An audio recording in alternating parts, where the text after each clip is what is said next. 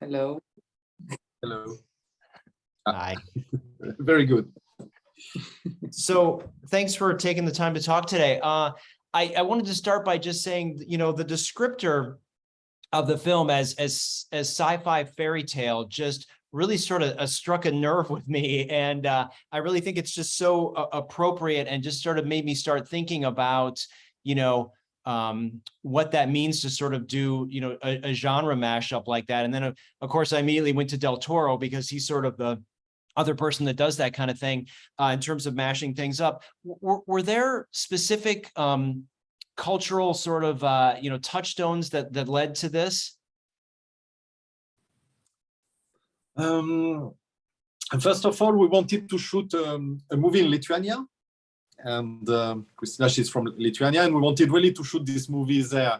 And we wanted to use as much as possible the production value could offer the country, and Lithuania have just gorgeous forest, and you have this fairy tale flavor already, in fact. So for us, it was, we wanted at the beginning of the project to create a fairy tale and to shoot a fairy tale in Lithuania, and using really this fantastic set offered by this forest, this nature, and so it was at the beginning. But after, the idea to use fairy tale, let's say, structure is interesting, because with fairy tale, there is already archetype, and you can already, in fact, walk from this archetype to walk more in deep. You don't have to, when you recreate a new world from scratch and you make a world building, you need to introduce the rules, you need to introduce many things. And using archetype, you win time, because you don't have to explain that already, And for example, Jonas represents the ogre in fairy tale, and I mean, there is already all this kind of archetype. And the fairy tale was always the best form in all time, in fact, to transmit symbolic message, in fact, to young generation, when was using fairy tale to transmit some message, in fact, to the youth. And here it's what we wanted to do also at the heart of the project, to transmit a message to the young generation of today. And instead to speak about the past, wanted to speak about the future, because this is a challenge of today, and this is the message then very important. And I think, one of the things that you mentioned, sort of nature and sort of the location having such a sort of impact on the story. I think one of the things that was just so striking, and I kept going back to, was the organic creation that you guys made, and those sort of, they felt so authentic, with the trees and the fungal elements, and everything felt so real to me. I wonder, were those creations designed and sort of based on real things in nature, or were they sort of fantastical? It was a long research. It was very long process until we came to the final look and feel of all these creations. But it came from the background that we wanted, that in this post-apocalyptic world, before it happened, the crash, that all the technologies became came to biological, organic side, and genetic engineering technologies became very easy, and for simple humans, and that people start to experiment, and they spread into the nature, and they changed this world as we know. But also that all of this new creations, they have some kind of DNA of human, that the humans spread the code into the nature, and they flooded the code themselves into the nature. And even now, if in the world there is very little groups of humans that left, but even in these new creations, there is already a bit of human DNA. So when we created, we wanted that all these strange creations would have something of the human, like the skin tone, or the hair, or nails, or tooth, that you could, that it gives this strange, a bit scary, a bit ugly, but at the same time, beautiful feeling.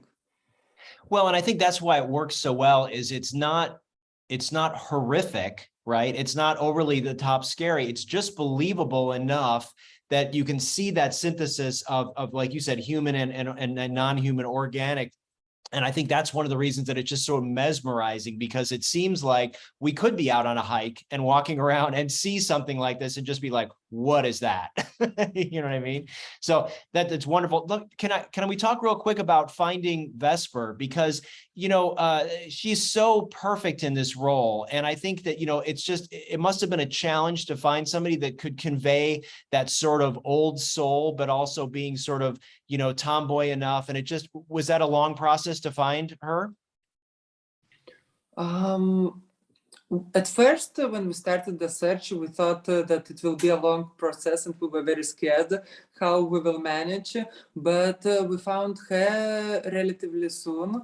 And I mean, at that time it was COVID, so we couldn't go to casting agencies.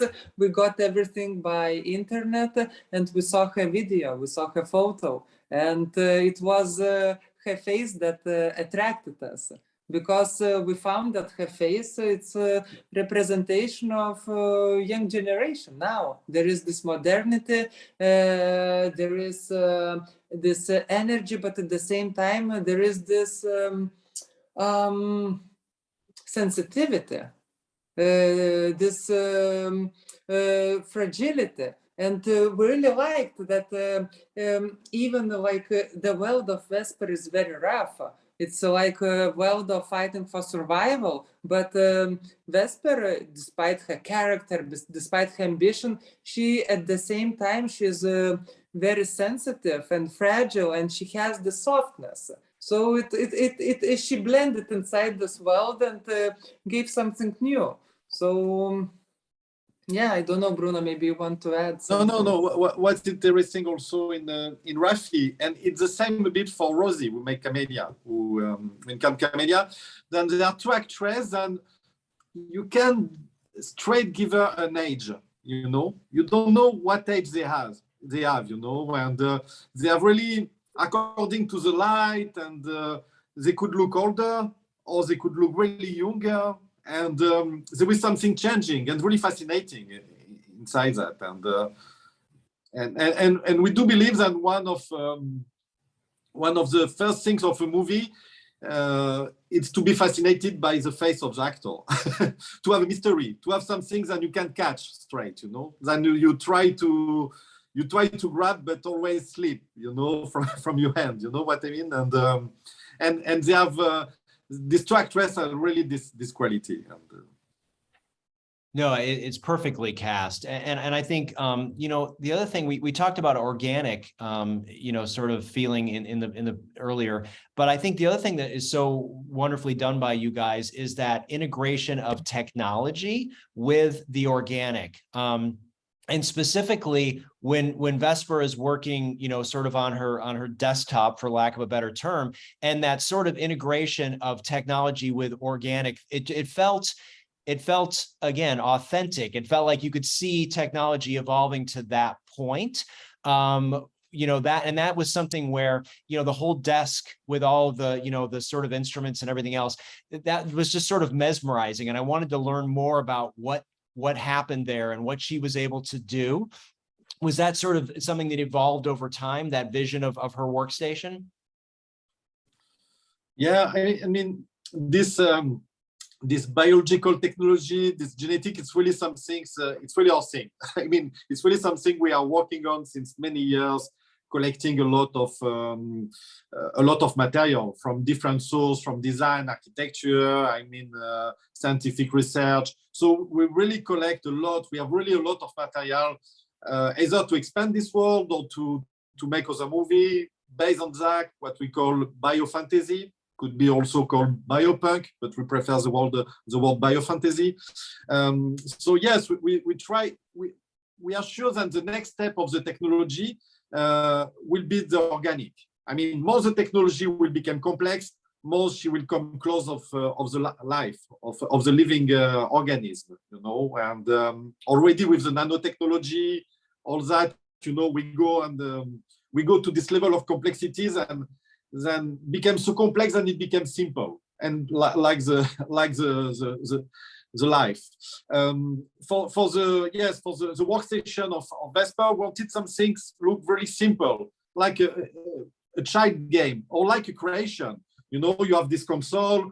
It's like there was like a piano, there was keyboard, you know, and it's like creating. It's like we wanted really to make this process of genetic manipulation like a creative process, really a creative process. And and it was important for us also to find a new kind of interface, because, you know, in science fiction movie you have either the transparent screen, you know, with kind of boring, or the hologram, you know, always this kind of interface, and was trying to imagine another kind of interface. So we have this screen with a living screen. It's really an organism, and at the same time a screen, and at the same time she could drop things and he could analyze things. So it's really a living screen. And and after the rest of the workstation, all these glass things remind a bit the alchemy. You know, we wanted this process a bit like an alchemy. And one of the inspiration was an artist, a Belgian artist called Wim Delvoye, and create an art installation called Cloaca. It's literally a machine who creates shit.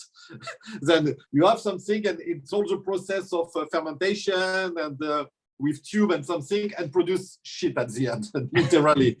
And it's really fascinating. In fact, like all the organ we have inside the organism, all this process we wanted to take out and to put outside. So this machine is like it's like an organism. It's like organ, and with pipe, like blood system and everything. So. Well, congratulations on a really stunning visual film. I've watched it twice now. I can't wait to tell people about it, because it's visual rapture, and congratulations. I can't just wait to see what you guys do next. Thank you. Great to meet you. Bye. Bye.